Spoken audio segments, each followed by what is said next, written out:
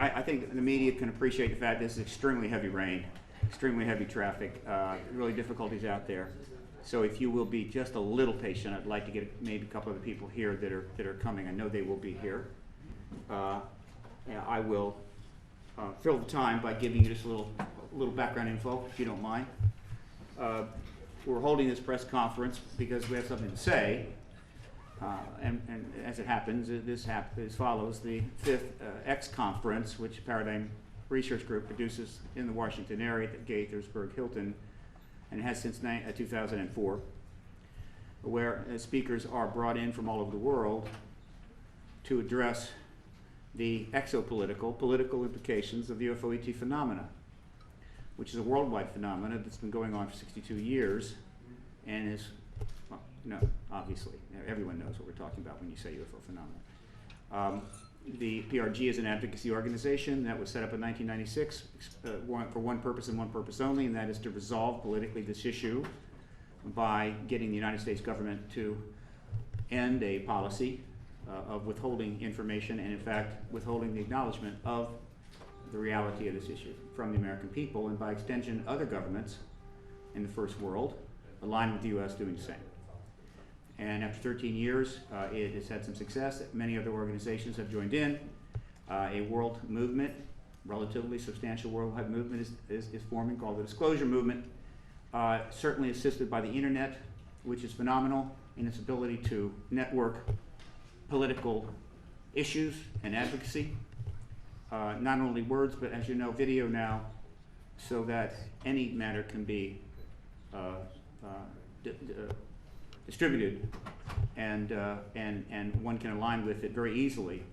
And this even includes some of the phenomenally growing entities like Facebook, where PRG has 2 groups now, and we'll have a main group shortly.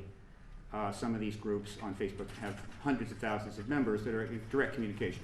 So all of this is part of a new emerging political activism that makes it possible to address any issue, no matter how radioactive, right? So that perhaps in the future there will be no such thing as the third rail of American politics, which is essentially just an excuse for people not to cover it. Oh, it's the third rail, so we won't cover it. Pick one. This is the third rail this year. Next year it's something else. Well, for a very long time, Social Security was the third rail of American politics, which is frankly an infantile and ridiculous way to think about the issue, and so it wasn't dealt with. Well, I can assure you there is a third rail, and has been, of American politics, and that is the UFO ET question. It is many magnitudes more radioactive than Social Security ever dreamed to be, and that issue, of course, is what we're addressing today. All right, now, let me quick question here. Is Cheryl Jones here? Okay, all right. Is Richard, is Nick Pope here? Yes, I am. Yes, Nick, very sorry how things worked out this morning. I'm glad that you're here. And I'm glad that you've now become familiar with Washington's very fine metro system. Almost as good as London's very fine metro system, all right? Thank you. Milton Torres is here, the speaker is here.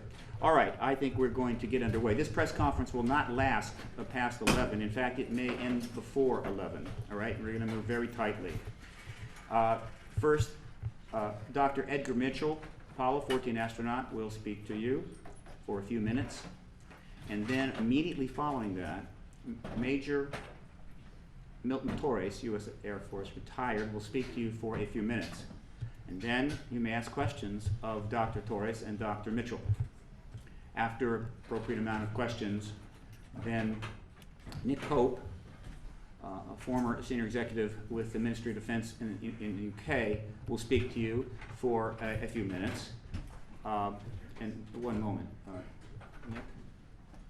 Let me get that to you. Did you see that press release that I handed out? I didn't. Okay. I have 2 extras. Where'd they go? Someone who has that press release, hand it to Nick Pope, please. But I want you to see what I wrote. Yes. Would someone give Nick a press release, please? Oh, I had it. Please read that. Rich Nolan just got here. All right, and thank you, very good. After Nick has taken some questions, then Richard Dolan will speak briefly about announcement about his second book, very important book, following up his first very important book. And then Alfred Weber will speak briefly regarding a UN initiative that is making headway, all right, and take a few questions. And then Dr. Roger Lear will make a presentation regarding significant breakthrough in physical evidence research, obviously related to this issue. And then he will take questions and we will end. We will not go past 11 a.m. Now, the other thing I would like to mention is that all of the speakers, including Dr. Mitchell, Dr. Torres, Nick Pope, and the others, are definitely available for further interviews after the press conference is over, and we'll be happy to talk with anybody at that time. So, with that, I'm going to move on. 1 second. This is the same as this, right? Yes. Same thing, just have extra copies. That press release. Okay.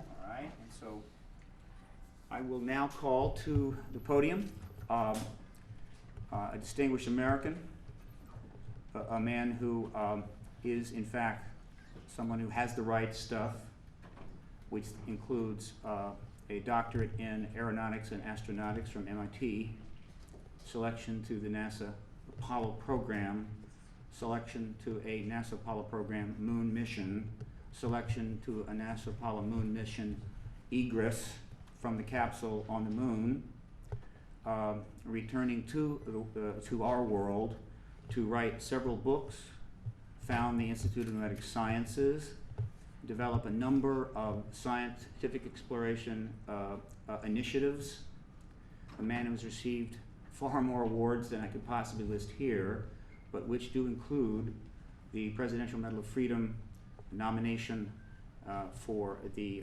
Nobel Peace Prize and a number of honorary doctorates. And he has some things to say to you this morning, and I would like him to come forward now. Dr. Mitchell.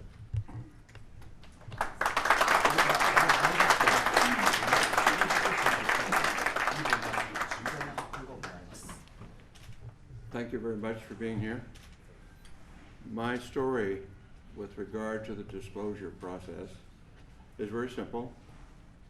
I grew up in Roswell, New Mexico, the site of the first UFO crash, the alleged UFO crash. And my story is as a result of growing up there. I was a senior in high school, just going into my senior year in 1947, when on one day the Roswell Record announced that an alien craft had crashed, and the next day changed that story and said no, the Air Force said that was a weather balloon. And since I was on my way to college and more interested in those things, I didn't pay much attention to it at that point in time. However, my family was in the agribusiness. My grandfather was a cattle buyer and sold registered Hereford bulls to the ranchers in the area, knew everybody in the area, and the Pecos Valley and beyond, sold cattle into Arizona, western Texas, and was affectionately known as Bull Mitchell in those parts. And so it was not unsurprising to me later on that the lore of the area, of our friends and the people in Roswell, including the Sheriff's Department, and a military friend of ours, a major, who was also turned out to be a friend of Jesse Marcel, who was the first Air Force officer on the site of the crash. And this Air Force officer was in administration. He was not really involved, but he eventually told me his story, and that's how I became involved. So after my Apollo flight, I did very little. I knew nothing but the lore of the region up until that point. But after my Apollo flight, when I was back in the area and visiting relatives and friends, some of the people in the area who had been involved, what I call the old timers, who were involved in the 1940s, 1947, and subsequent with the Roswell crash, and people like in the Sheriff's Department who had been to the crash site and were supervising traffic.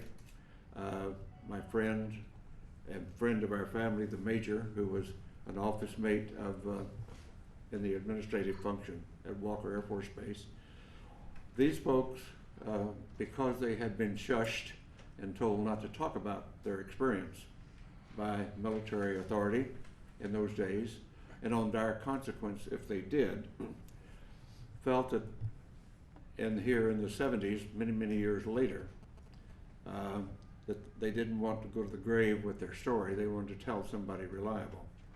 And being a local boy and having been to the moon, they considered me reliable enough to whisper in my ear their particular story and their association with the Roswell crash, including the family of the undertaker who provided coffins for the alleged alien victims, and others on site who had been involved or knew the story. And of course, eventually I ran into Jesse Marcel Jr., the son of the Jesse Marcel, who was the first military officer on the site, and knew his story, and I knew his story well, and we became friends in later years in this disclosure movement. And at some point, about 10 years ago, and I can't remember what date it was right now, when the disclosure movement was going strongly, I came here to Washington with a Navy commander by the name of Will Miller and Dr. Stephen Greer, and we were able to get an appointment at the Pentagon to talk about what we knew, or what we allegedly knew, what we thought we knew, and went and told our story. And the powers that be at the Intelligence Committee of the Joint Chiefs of Staff listened to our story and said, the Admiral said, well, I don't know that story. I don't know that that's true, but I will find out.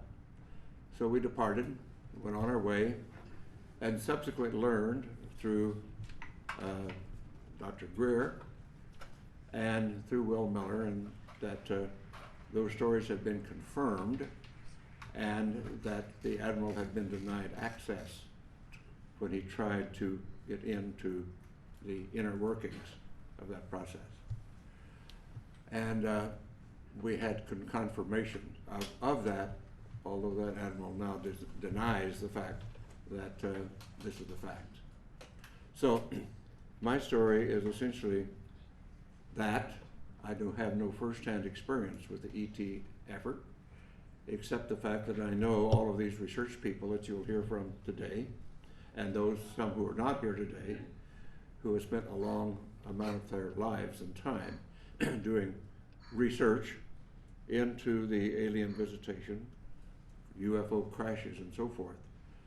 And I urge that those who are doubtful read the books, read the lore, and start to understand what has really been going on, because there is no doubt we are being visited. And as a person who is a part of the first generation of being a spacefarer of our civilization and having gone to the moon, and realizing that I do, and many of us do now, that have seen the Hubble pictures from space, the universe that we live in is much more wondrous, exciting, complex, and far-reaching than we were ever able to know up to this point in time. And the fact we have wondered, were we alone in the universe forever? Only in our period do we really have evidence, no, we're not alone. We are just one planet with intelligent life on it, and probably it is time, now that we are spacefarers on our planet, that we get active, because we're really universal beings. And in the long stretch of things, if we think about it in the longest possible range, we realize, and I realize this from my studies in astronomy and astrophysics, our sun will burn out in due course, and we have to be off this planet if our species is to survive. So anybody, any species, any planet that is on around a mainstream star like ours is, only has a finite amount of time on that star before it burns out. And so our destiny, in my opinion, and we might as well get started with it, is become a part of the planetary community of nations, of planets, just like when we were much newer on this planet, and we found tribes over in the next valley or across the next mountain, and we started forming communities then, in reaching out beyond ourselves. At this point in human history on this planet, we're now starting, and ready should be, to reach out beyond our planet and beyond our solar system to find out what is really going on out there. And the 20th and 21st century that we now live in, the beginning of the Industrial Revolution really didn't take off until the 19th century. And I tell the story to some of my younger audiences, particularly in schools, that my great-grandparents went across from South Georgia to West Texas in a covered wagon at the end of the Civil War in the 1870s.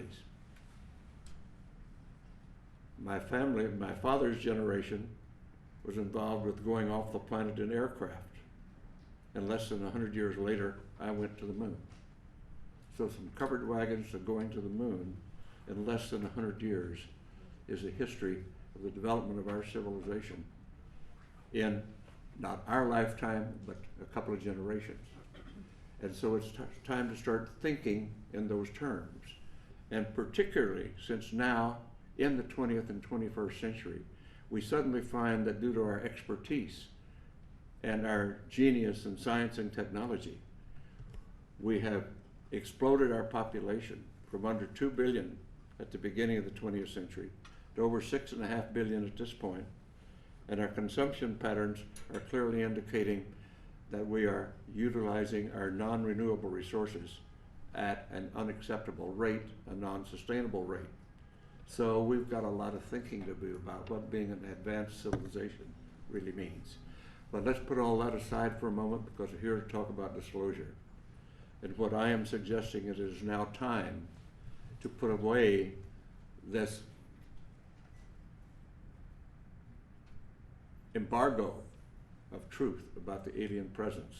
And I call upon our government to open up like other governments have, and you will hear about that this morning. Like the Belgians have, the French have, the Brazilians have, the Argentines, the Mexicans have all released their files. It's about time now that we do the same thing and become a part of this planetary community that is now trying to take our proper role as spacefaring civilization. Thank you very much for your time.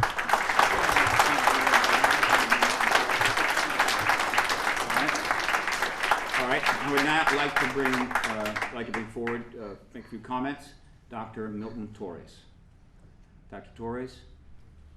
Here I come. All right, a little slow. By the way, Dr. Torres and Dr. Mitchell about 1.5 years apart. He's senior to me. Just a touch. As a matter of fact, we never met until today, this session. When he launched, I was there. I was chief of range control at the time at Cape Kennedy. It's amazing how you work your way up. And he went to the moon. I just sat there and watched him. I'm going to make a real brief one on my biology, on my biograph, or whatever you want to call it. My father was born in Key West in 1888. He went north to New York to make his fortune, whatever it was. Well, he was getting kind of old, and he decided, well, I want to go back home to Florida. So he took me back in 1950 to Florida, and there I stayed until the Korean War. When the Korean War broke out, I said, geez, I want to fly. I don't want to go into the Army. I don't like laying in mud. So, so I went to the Air Force and said, sign me up, and they did. I didn't know that I was the luckiest guy in the world. When I was in the Air Force, they said, would you like to be a pilot? Boy, the greatest thing. I had no college, I had nothing. And I volunteered, and lo and behold, I was in the top of my class, not the very top, but right number 10 or something like that. But we would have our choice of airplanes when we graduated from flight training. And I picked a fighter. I wanted the F-86F to go to Korea and shoot down some MiGs. I mean, that's the way it was in those days. They disappointed me in one sense. They gave me an F-86, but not an F. They gave me the D model. The D model was a new all-weather version so that we could have somebody launch on alert to go after the bad guys, whoever they may be coming in. They equipped us with nice radar sets so we could tell everything from on an intercept.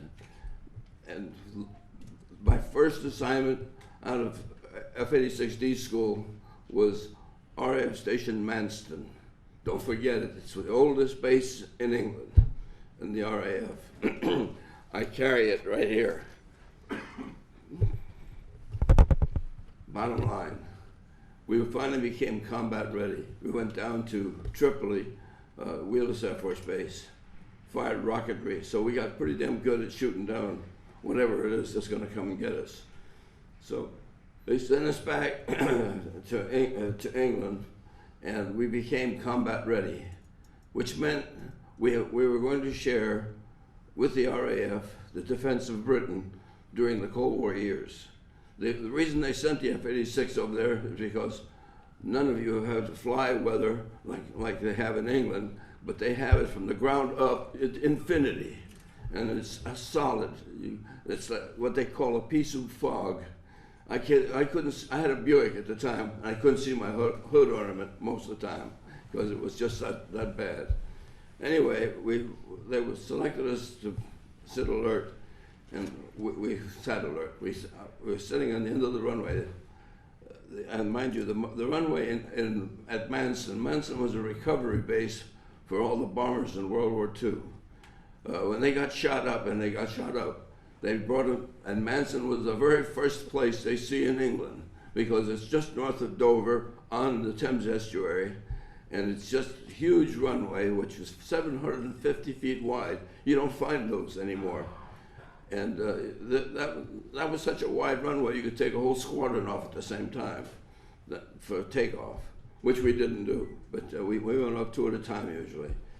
But the bottom line was, we're sitting alert, and sure enough, the klaxon goes off, and we're scrambled. And we had a kind of a deal amongst the fighter pilots. The first one to the runway is the lead. I elected to be the first, and I got there. Anyway, when I got there and took off, they scrambled me. They said, heading in 020, and they gave us the frequency of GCI and said, contact GCI when you're airborne. I did. And when I did, and mind you, I was only 25 years old. I was, a kid, so to speak. But when I talked to the GCI, we're going to warn you, we're going to have a hot mission. You will have to fire all your rockets. Select 24. That's all the rockets we had, 24. And that ever scared the hell out of me. Anyway, I reached down, selected the 24 rockets like they said, and then I said, this is serious. I'm going to go through the authentication procedure. Please give me the authentication code. Because when I was USAF on an RAF mission to shoot down whatever it was I was going to go after. So they gave me the correct authentication, which we had a top secret piece of paper with a matrix on it. So depending on the time and where you were, you go down and you get 3 letters, ABC, and they come back XYZ or whatever it was, because I sure don't remember. I was so spooked. At any rate, that meant it was for real.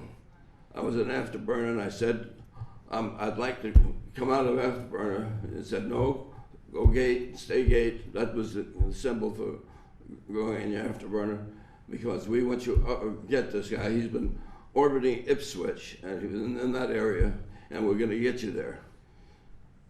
It took us out over France, and it turned us back. The firing heading was somewhere around 350, something like that. But that's not important. What's important is we were in the soup, and I mean, it was solid. It was to 32,000 feet, and we never saw each other. I had my wingman with me until we broke off, and he went in trail with me. And if you ask me who my wingman is, I don't remember his name.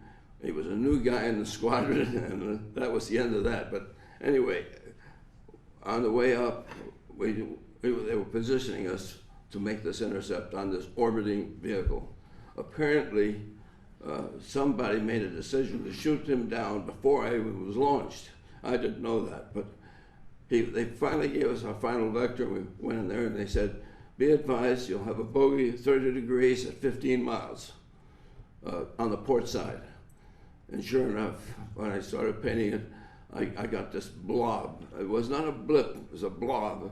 It was about the size you'd get of an aircraft carrier in the North Sea when you painted them. This was humongous for me. It was so strong that it literally, I didn't have to do anything to lock on except get the range gate marker near where the blip was. And boy, when it did, it just automatically, lights went out, everything, and you had firing information already. It was one of those things that just was a storybook fight.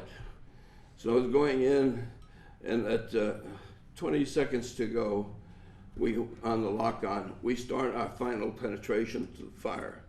Now, the information we get from the radar says this guy was going fast at this time.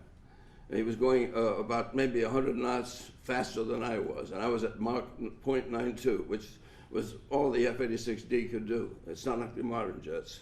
But anyway, as I was going in, and I had a strong, good steering information, I was expecting what we call the last phase, the phase 3, where you get a line, all the circles disappear, and all you have to do is take a little dot and put it on that line and keep your finger on the damn trigger.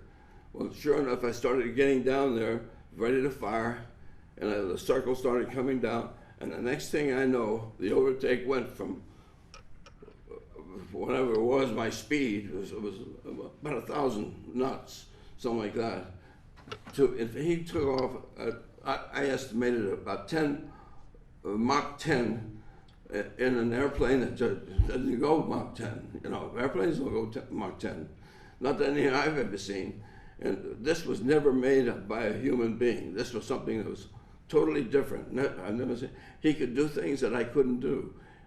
He could stop and start and keep going and everything else. But he took off. And he took off, and in 2 sweeps on the ground, he was off their scope. He was off my scope sooner than that. But as soon as that happened, the mission was over, and I couldn't fire. So on the way down, the GCI controller says, contact us on the landline. We have very important information for you. I said, Roger.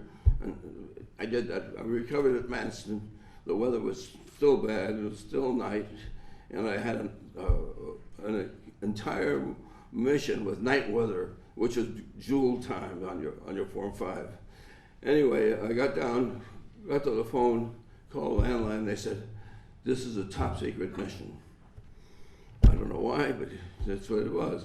And it says, you're not to talk about it. We're going to send someone down from London to talk to you and debrief you tomorrow. I said, yes, sir, thank you, and hung up. Sure enough, the next day, a spook. You know what a spook is? A spook is some guy from Cloak and Dagger who wants to debrief you on something. I don't know what the hell it was. You know, what am I going to tell him? So anyway, he says, I want you to know this is a top secret mission. You're not allowed to tell your commander or anyone else anything about this, or we will take your wings away. You know, when you're 25 years old and you want to start flying, you don't want to hear that. So I put a zipper on my mouth, and that was the end of that. I could never talk about it again until Nick Pope's people from the Ministry of Defense, they call it MOD, M-O-D, like our DOD, exposed all their data on October 21st. I remember because I got a warning from a friend of mine in England that I would be exposed on my mission on October 21st. Sure enough, the phone started ringing. It rang for 4 days, non-stop. This is the London Times, this is so-and-so, ABC, NBC, name it, this is CNN, so on. Anyway, make a long story short, I'm now able to talk about my experience that I just told you about. Now, I know nothing about it. I held that for my father, who was 121 years old if he was still alive.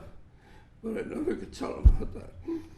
Anyway, I'm sorry, the whole recollection. it's such a relief to let me know that I can talk about this. Okay. Are you okay? You okay? Huh? You have any, you want to talk some more? No, I'm all right. I'm okay. I just think my father was. Take your time, finish up, when you're ready. Anyway, disclosure is what we need.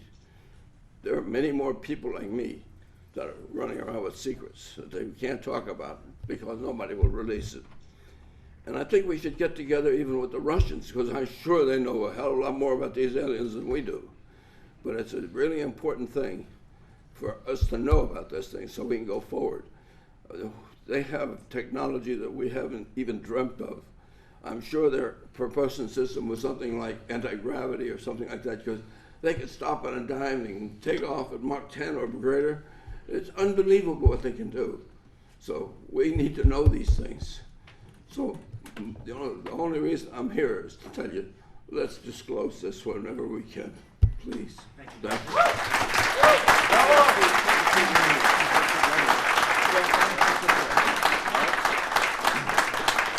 All right, very good.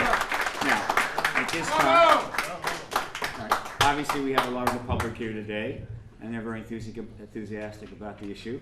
We also have some very objective, impartial, and biased press here as well. All right, now, would any of the media like to ask either of these gentlemen a question at this point? Any of the reporters? Alan? Can you tell us, Dr. Mitchell, exactly what the locals of Roswell told you, if you could remember specifically? On the mic. The essence was that the Roswell event was an alien craft, that it was not of this planet. That's the essence. What they really told me was their particular, each one of them had some particular part of it, like a sheriff's deputy was controlling traffic but heard from what the other people what was going on. The family of the undertaker told about the small coffins that were created for the alien bodies. And my Air Force family friend said yes, he had heard the same thing from Major Brazel. Each one of them just told what their portion of the activity was all about. So putting it all together, the sum total was, yes, it was an alien spacecraft. Okay. Another question from the media at this time? You happy right now? Obviously, these gentlemen will be available for further questions afterwards, which I know is customarily what happens. Just had another question about Sure. fellow astronauts talking to you about seeing space, UFOs in space. No, I have talked to all of the astronauts up through the Apollo program, and the only ones that have had UFO experience were in their Air Force careers, where, like this fine gentleman, were vectored to chase a UFO, never quite made it, couldn't quite get them in their sights or whatever. And that was Deke Slayton, and Gordon Cooper had his experience that's been well recited about seeing one land at Edwards Air Force Base, seeing the pictures of it, and suddenly the pictures disappeared into the vaults of Washington and never returned. But the military people that had UFO experience were in their Air Force careers before the astronaut program. And of course, being a military and a Navy pilot myself, the stories among airline pilots and other pilots is they're just all over the places. And we're all told, shut up about it. I never chased one myself, but all my friends that did, where it was all the same thing, don't talk about it. Let me point out that I lied to you earlier when I said we would end no later than 11 a.m. We will go past that because we did get started late and there's so many people here. Sue me. All right, now, I want to make a point. Both of the gentlemen, I think the news here today is, because this gentleman was interviewed back in October, that's not news, so for the news today is both of these gentlemen are calling on the, obviously, since you want this done now, they're calling on the current administration to do this, the Obama administration, to exercise the disclosure event, to bring the information out, and perhaps confirm the extraterrestrial presence. But they're not alone in that. If you do a cursory check on the internet, you can easily find that the former head of the transition team for the current president, the former chief of staff to President Clinton, the former advisor to President Clinton, John Podesta, and now the founder and the CEO of the Center for American Progress, as in this room, 2003, and in Lissagore room, 2002, called for exactly the same thing, the release of all UFO documents by the United States government. Pretty high-level person said that. But there just wasn't enough press follow-up on that. They didn't really query him, they did not go deeper. Perhaps they will now.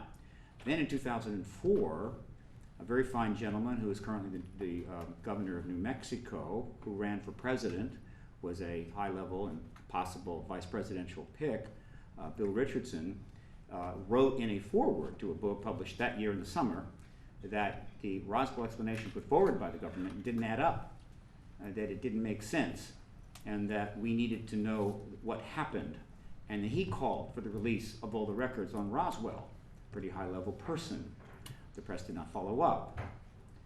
There was a question asked of him by Chris Matthews after the Philadelphia debate and the Democratic debates last year, and that was that. Well, we're back, and there will be others who will ask again, will you release these records? Will you release all documents? Will, in fact, you get to the truth of this? All right, so if you would, Milton, Dr. Mitchell, if you'll take your seats, we will move to the next person. Thank you, Dr. Fantastic. No problem. Wonderful job. All right, the next person to come up will be Nick Pope, who for many years worked for the Ministry of Defense in the United Kingdom. He was a senior executive officer and for 2 years was specifically assigned to investigate UFOs for the Ministry of Defense. I'm not sure that really anybody has had that role here, and certainly the United States government has done nothing in that since 1968 when they said there was nothing to check anymore. Obviously he's done this quite more recently, so apparently the UK government seems to be a little more diligent about this. And the reason he is here is because the UK government made a decision right after the French government started releasing all of their files to the internet to start releasing the UK files. And they've done it in a time release fashion, so they're releasing thousands of files and then they'll wait 6 months and thousands more, and then each time they do that, it generates a whole news cycle again as various reports come out alluding to events that happened in the news articles about these events all over the UK, generating hundreds and hundreds of articles. This has generated a lot of press in the UK, a lot of activity, there's a lot going on, and this gentleman has been in the middle of it all. And so we want him to brief you about that. And so Nick, will you come to the mic, please?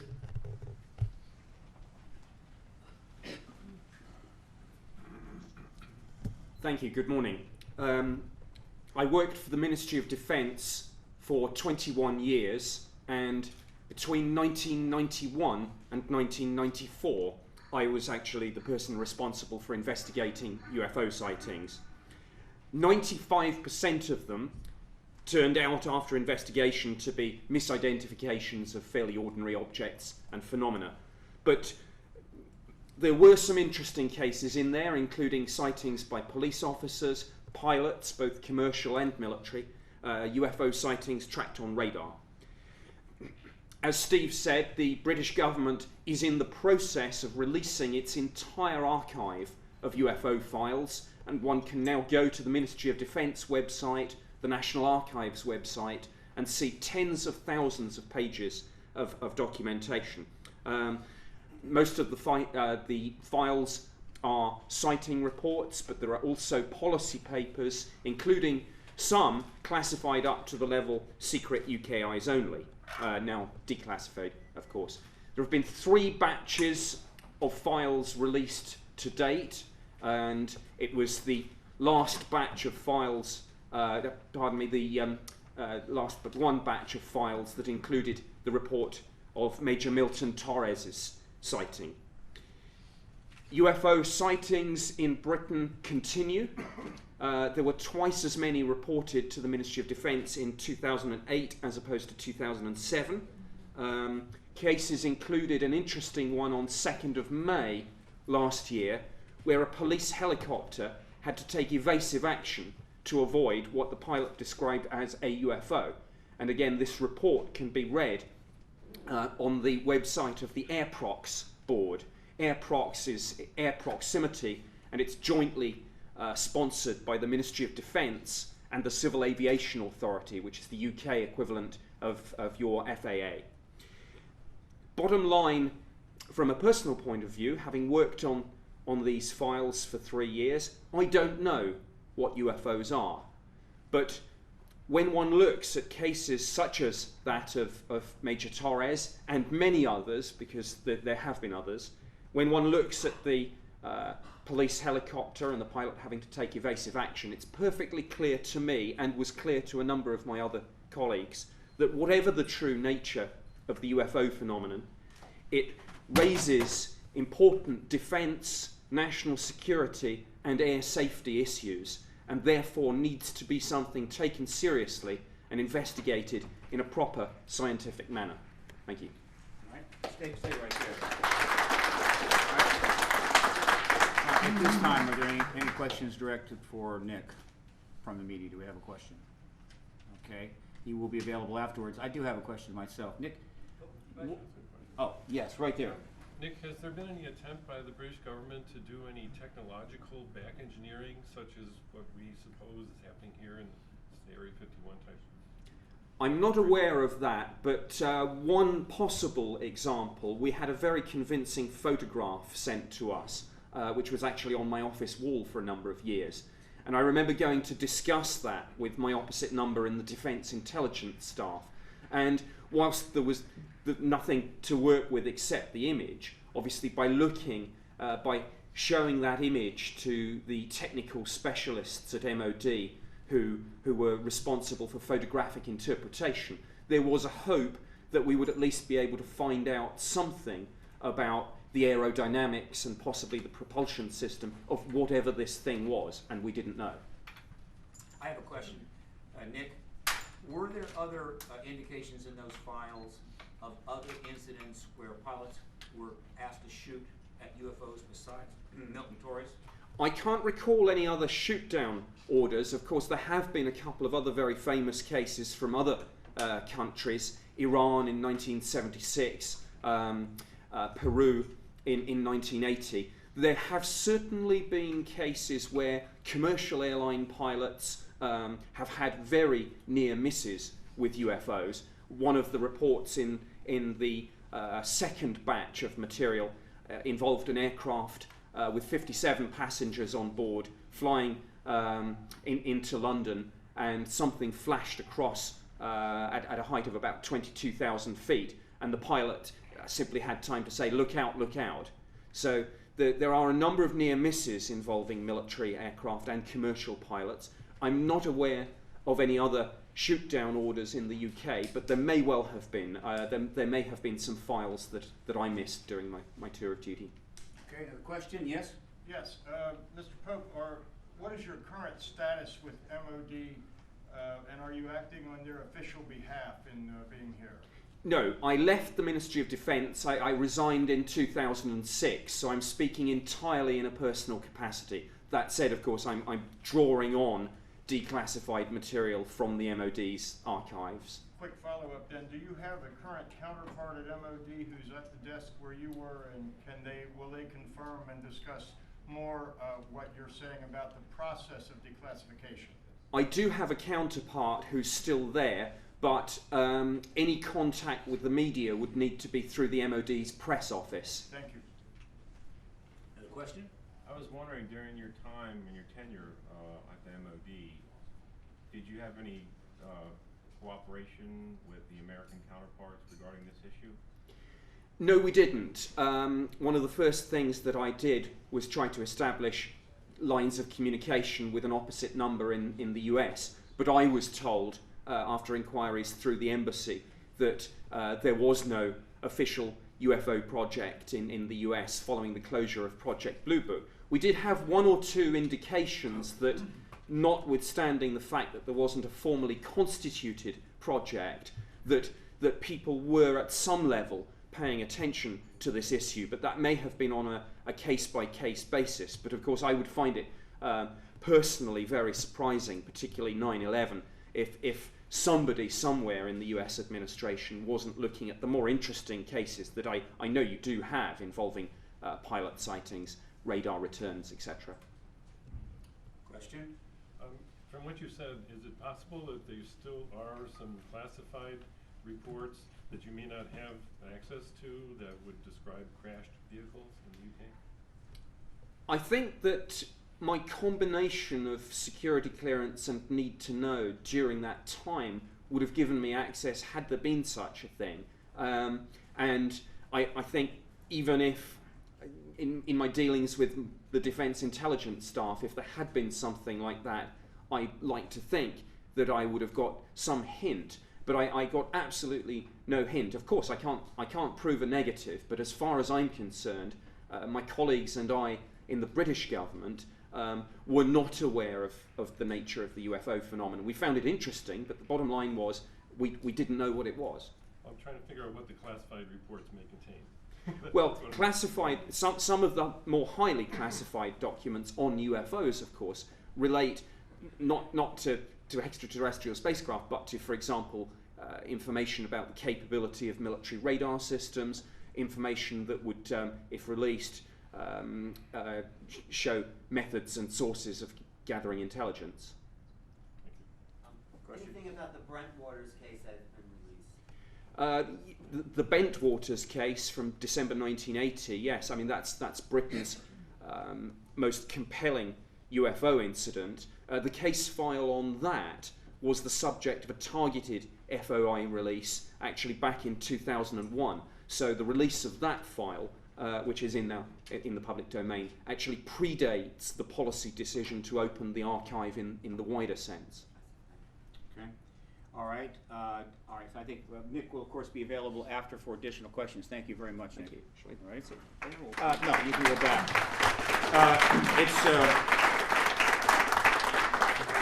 It's clear that the pilot sightings are extremely important, and I want to point out that Richard Haynes was instrumental for many years in compiling the largest database of pilot sightings in the world. At one point it was at 3,500. Lord knows where it is now. He worked for NASA for many years. I believe he's retired. I believe that database is now in the hands of NICAR. It's a group that deals with the issue of this phenomena and aerial safety. Very professional operation. How many they have now, I do not know, but I know that because Dr. Haynes was doing that, many pilots who could not speak anywhere else would come and give them the report, and they might very well be anonymous in that, but they had a place to go and talk. I don't think that Dr. Torres knew that. And so that database is probably, and I feel, very likely the single most profound collection of data confirming the presence of extraterrestrials, because these reports simply do not describe human-based craft in the collective. But the press has been very reluctant to really go and look at that. But it's there, it's been there for many years. You may want to do that. All right, now I want to bring to the stand a gentleman who is, again, one of the speakers at the X conference, who has a new book coming out and wants to mention that, Richard Dolan.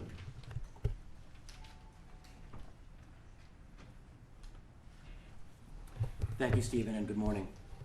My name is Richard Dolan. I'm the author of a study entitled UFOs in the National Security State. I'm happy to announce the publication of the second volume of this 3-volume history, which covers the UFO phenomenon from the Second World War to the present day. This new study, subtitled The Cover-Up Exposed, is due for release in the late spring of 2009.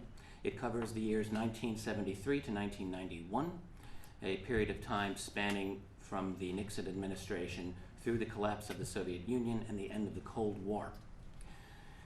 Using archival sources from the United States and Canadian National Archives, professional journals, and direct investigations and personal interviews that I've conducted, the 600-page study provides a comprehensive analysis of the critical UFO encounters by military and civilians worldwide. These encounters, all thoroughly documented and equally baffling, repeatedly demonstrate that the UFO phenomenon has been a global one and the result of highly advanced technology that has received no official recognition. Now, many of these cases involve the violation of sensitive U.S. military airspace, as well as that of other nations. Some of these include the unexplained intrusions over American and Canadian air bases in late 1975, the spectacular interception attempts of a UFO over Tehran in Iran in 1976, an event tracked by American defense satellites, incidentally. The landing of an unknown object near 2 American-operated air bases in Britain in